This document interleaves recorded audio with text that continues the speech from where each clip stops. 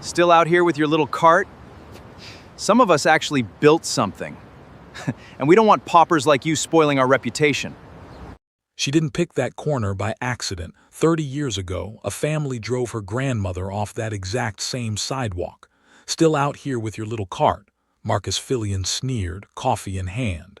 Some of us actually built something. We don't want paupers like you spoiling our reputation. He had no idea. In 6 days, a Rolls-Royce was going to pull up to that cart, and Marcus Filion was about to learn exactly whose granddaughter he'd been mocking every morning for 3 years. Odessa Freeman had been selling bread on the corner of 5th and Main for 3 years. She arrived every morning at 5 a.m., pushing a hand-built wooden cart 2 blocks from the small commercial kitchen she rented by the hour, the smell of fresh rolls trailing behind her before the sun had even fully risen. By 6, she had her cart set up, a hand-painted sign reading Odessa's Rolls propped against the side, and a line of regulars already forming. Construction workers heading to job sites, nurses coming off night shifts, elderly neighbors who'd been buying from her since her very first week. Her rolls were simple. Flour, butter, a family recipe passed down from her grandmother, Miss Ruthie, who'd sold bread out of a cart on that very corner of 5th and Main more than 30 years earlier. Odessa had grown up hearing the story of that cart like a piece of family scripture. Her grandmother had built a loyal following on that corner for almost 4 years, selling rolls to the same kind of working people who lined up for Odessa's cart now.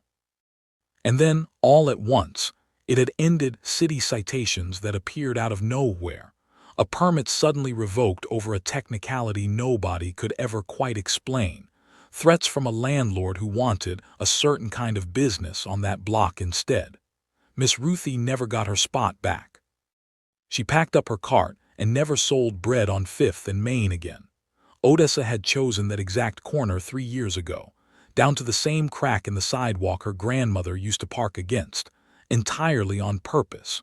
What she didn't know yet, not fully, not with names attached, was that the family responsible for pushing her grandmother off that corner still owned property directly across the street. Directly across from Odessa's cart stood Filion's fine bakery, a polished, upscale storefront owned by a man named Marcus Filion. Marcus had inherited the bakery from his father, Walter Filion, along with the building itself. A building his father had expanded into decades earlier, once the block had been cleaned up, as Walter used to put it, of the small food carts and stalls that had lined that sidewalk in the years before. Marcus had grown up hearing his own version of family history. That his father had turned a struggling block into a respectable business district through hard work and vision. Nobody in Marcus's family had ever told him what cleaning up the block had actually required.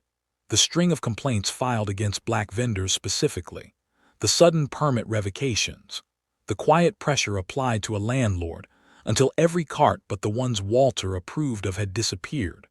Marcus simply grew up believing his family had built something out of nothing, on ground that had always been theirs to build on. So when Odessa's modest wooden cart appeared on that corner 3 years ago, Marcus reacted the way his father had trained him to, without ever consciously connecting the two, as though the sidewalk belonged to his family and she was trespassing on it. He complained to the city about her cart's placement, hopping for the same kind of sudden permit trouble his father used to arrange, only to find the review board wouldn't budge. He told customers within her earshot that her bread wasn't real baking, just a hobby dressed up as a business. He had an employee accidentally leave trash too close to her cart during the morning rush, forcing her to clean it up herself while he watched from his window. "Still out here with your little cart," he told her almost every single morning. "Some of us actually built something." Odessa never argued. She wrapped another roll, smiled at her next customer, and let her growing line of regulars speak for itself. She knew something Marcus didn't. She'd known it since the very first day she set that cart down. Miss Ruthie had passed away 4 years before Odessa ever pushed a cart onto 5th and Main, but she told the story of that corner so many times that Odessa could recite it like her own. "Didn't want us there. Miss Ruthie used to say, wrapping rolls at her kitchen table long after her cart days had ended. Wasn't about the bread. Bread was good. Line was long. Wasn't ever about that. Was about a man who thought that street belonged to people who looked a certain way and decided the rest of us needed clearing off it. Odessa had asked her once why she never fought harder to get her spot back. Fighting a man with a building and a lawyer when you've got a cart and a prayer isn't a fight, Miss Ruthie had said. But there's more than one way to win something back. Sometimes you just wait and you raise somebody who goes and takes it themselves. Odessa had carried that sentence with her for years, through business school, through the slow, careful building of her own bread business, through the moment she'd finally saved enough to buy her own cart and had to decide where exactly to put it. She'd chosen 5th and Main deliberately, not for revenge, for return. She never told Marcus any of this. She didn't need to, not yet. She simply set up her cart, morning after morning, on the exact ground his family had once cleared of people who looked like her, and let her bread do what it had always done, build something real, one customer at a time, whether he respected it or not. But quietly in the background, Odessa had built something even bigger than the cart suggested. And it was about to arrive on that street in a way Marcus Filion could not ignore.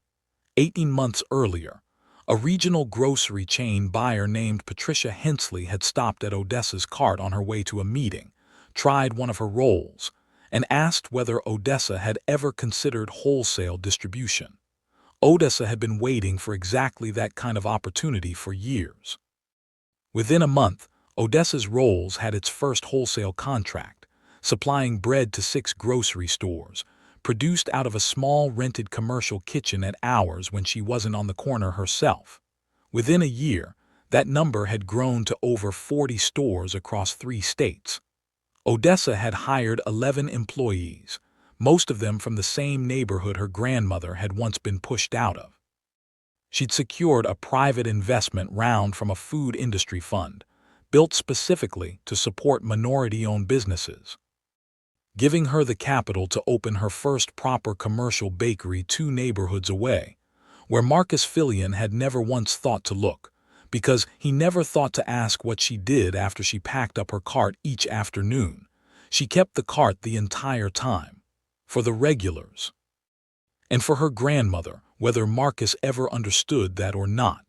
That morning, everything Odessa had quietly built, and everything her grandmother had quietly lost 30 years earlier on that exact same patch of sidewalk, was about to collide on 5th and Main in a way neither Marcus nor anyone else on that street could ignore. It was an ordinary Thursday morning when the sleek black Rolls-Royce turned onto 5th and Main and slowed to a stop directly beside Odessa's cart. The street went quiet. Marcus Filion, standing in his bakery doorway with his morning coffee, nearly dropped the cup. Patricia Hensley stepped out, smiling warmly. "I wanted to see the corner where it all started," she said. "Especially today. The board's finalizing your feature for our supplier spotlight campaign. Odessa's Rolls is officially in 43 stores across 3 states, with 2 more chains signing on by end of quarter." Marcus crossed the street, unable to help himself. "Odessa," he said, forcing a tight smile, "friend of yours. Patricia handles distribution partnerships for Whitmark Grocery Group," Odessa said. "We've worked together about 1.5 years, Marcus blinked. "You own all of that." "From this cart. This cart is where it started," Odessa said. "But it's not the first time somebody in my family started something on this exact corner, Marcus." Something in her tone made him go still. "What do you mean?" "My grandmother sold bread on this corner 30 years ago," Odessa said. "Same crack in the sidewalk, same side of the street. She had a cart just like this one, and a following just like mine, right up until the city started finding reasons to cite her that never quite made sense. Right up until her permit got pulled over a technicality nobody could ever explain to her satisfaction. Right up until a landlord made it clear that a certain kind of business was wanted on this block instead." Marcus's face had gone pale. "That has nothing to do with. Your father owned that building across the street back then too," Odessa said, quiet but unflinching.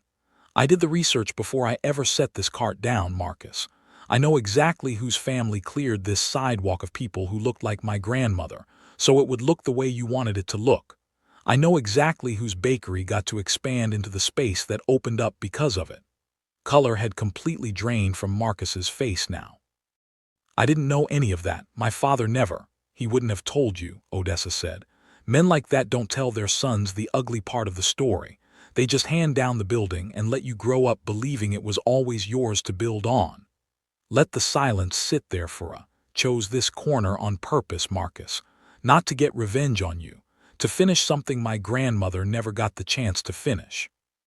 And for 3 years, you stood in that doorway and told me I hadn't built anything real, without ever once asking why a woman with a cart just like hers would choose this exact spot, out of every street in the city. Patricia excused herself a few minutes later, and the Rolls-Royce pulled away, leaving Marcus standing on the sidewalk holding a coffee cup he'd forgotten he was holding. The story didn't stay quiet for long. A regular customer had recorded part of the exchange, and by that evening it had moved through the neighborhood, not just the story of Odessa's success, but the history underneath it, the story of a grandmother pushed off that corner decades earlier by the same family that had spent 3 years mocking her granddaughter for daring to stand there again. Several of Marcus's longtime customers, hearing the full history, quietly stopped coming in. It wasn't only Odessa's success driving them away. It was the discovery that the respectable block Filion's fine bakery sat on had been built, at least in part, on the deliberate erasure of people who looked like the woman across the street. Marcus showed up at Odessa's cart a week later, not to argue, but to ask if there was anything he could do. There isn't a version of this where you undo 30 years, Odessa told him honestly. You can't hand my grandmother her corner back, and you can't hand me back 3 years of being told I hadn't built anything real. But you can stop assuming a sidewalk, or a business, or a neighborhood belongs to people who look a certain way just because your family said so once. That would be worth more than anything else you could offer me right now. Marcus nodded slowly, and for the first time in 3 years, he didn't say a word about her cart. Odessa Freeman still shows up at her cart on 5th and Main every morning at 5 a.m., rain or shine, wrapping rolls in wax paper for the same regulars who have been with her since the very beginning. Her bakery now supplies bread to over 60 stores across 4 states. She's hired 23 employees, many of them descendants of families who, like her grandmother, had once been pushed off street corners exactly like this one. She still tells them the same thing her grandmother told her. Sometimes you don't win a fight by fighting it. You win it by raising someone who goes back and finishes it, one roll, one morning, one corner at a time. Sometimes the ground you're standing on has a history you don't know yet. And sometimes, the person mocking you for standing there has no idea they're looking at exactly what their family tried to erase, finally standing its ground. If this story reminded you that some victories take more than one generation to finish, let me know in the comments. And subscribe, because there's a story just like this one waiting for you next week.